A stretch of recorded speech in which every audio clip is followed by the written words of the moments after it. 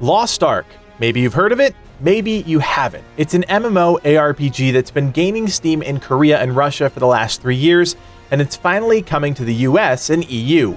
Hey there friends, it's Codiak here. Welcome to Legacy Gaming. Today we're diving in to talk about Lost Ark, a new game you absolutely can't afford to miss.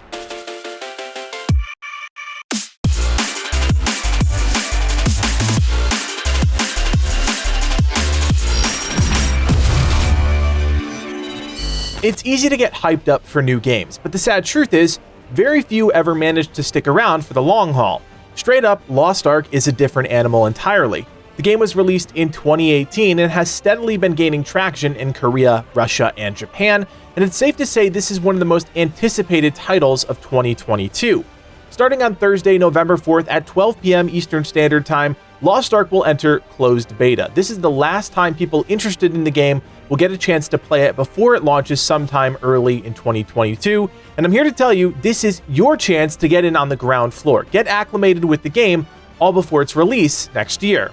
Closed beta will last 1 week, running from November 4th to November 11th, and during that time, the developers Smilegate and Amazon Game Studios have opened up a metric ton of content for players to explore. It's actually a bit daunting, but if you're tenacious and love grinding out a solid character during a short period of time, this will be right up your alley. While Lost Ark will launch free-to-play, to gain guaranteed access to the beta, you need to pick up a Founders Pack on Steam or Amazon. This is as cheap as $15 or expensive as $100, but all packs will give you instant access to the beta when it goes live. If you don't want to shell out cash, you can still sign up on their website to gain access to the beta, but this is by invitation only. The developers have already said that invites will be rolling out throughout the entire beta period, so you might get one on day one, you might not. With all that in mind, let's talk about what you can actually experience during the beta. It's quite a lot, and actually a bit overwhelming if you're not familiar with the game.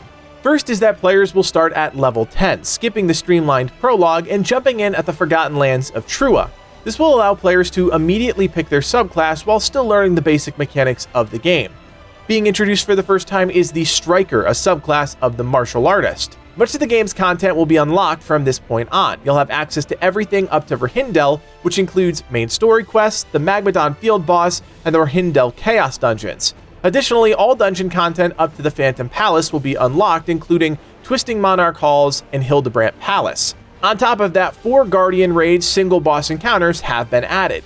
T2 Cremanium, T2 Nakrasena, T2 Flame Fox Yoho, and T2 Titalos will all be available during the beta.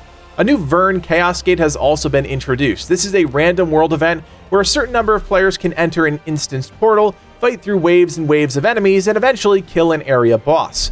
Other content like the Shadespire Tower and Normal Cube Dungeon have been added. Both of these can be accessed via any major city and act as more randomized optional content for players. For anyone interested in the housing aspect of the game, strongholds will open up sooner, giving players access to a home much earlier on in their adventure. The team is also introducing farms and caves, which will act as small features within your stronghold that will contain gatherable resources that will regenerate daily. Finally, the team is opening up 70 islands for players to discover and explore. If you didn't know, naval exploration is a big part of the game, and exploring the vast world often means traveling across the ocean. There is a lot players will have access to during this beta, so much so that I doubt many will be able to experience it all. It's a big bite of content, and I really think the developers are hoping that the more they throw at players, the more enticed they'll be to check out the game when it launches next year. There are a few additional things that have been changed from alpha to beta, so if you really want to check out all those details, I recommend reading the official blog post discussing everything closed beta, and of course I'll leave that link below. I also want to point out that there will be a wipe after the beta period, and with no future testing periods planned, that means this is your last chance to experience the game before the official launch.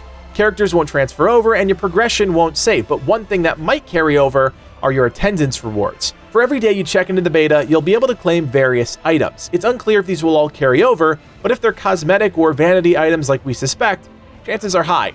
When talking about free-to-play games, you always have to consider how things are going to be monetized and incentivized, and even though this is a closed beta, the team is introducing some of those elements into the testing, which includes Mari's Secret Shop, which will include some of the items that will be available during launch. Players will also have access to the Crystalline Aura, which is a premium service that in the Korean version of the game leans heavy into the convenience factor, but a lot of that functionality has been stripped away. All the speed and XP boost you'd often associate with pay-for-convenience services are gone. Finally, all players will be given 40,000 royal crystals to play around with during the beta. This is to give people a taste of what the premium currency will actually be used for come launch. Like I said before, nothing will carry over, so spend your money and your crystals, because once the beta is over, everything is getting wiped. To the uninitiated, Lost Ark can be a bit overwhelming, but that's what you get when you've had 3 years of post-launch development. It's a brand new game for us, and then some, and audiences outside of Korea and Russia are about to experience that in full effect. The game is promising, and with a solid track record elsewhere in the world, both Livid and myself have high hopes for the game. But as always, we remain cautiously optimistic about Lost Ark. The game is about to get hyped to death. That's always what happens when these things go public, but in this case, there's already a passionate community that supports and validates the hype, so I think it's okay to get a bit more excited than usual about a new game. That being said, we do plan on diving in day one of the beta and really putting Lost Ark through its paces.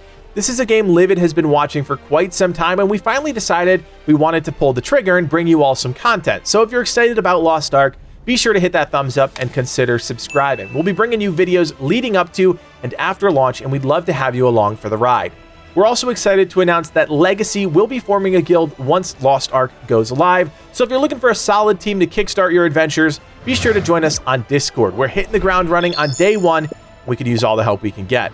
Finally, if you guys like everything we're doing here at Legacy Gaming and you want to help us out even more, you can now do so by becoming a member. For just a couple bucks, you're helping evolve the channel and take our community to that next level. Check out the join button below to learn more. My name is Codiak, and from everyone here at Legacy Gaming, thanks for watching, and play on.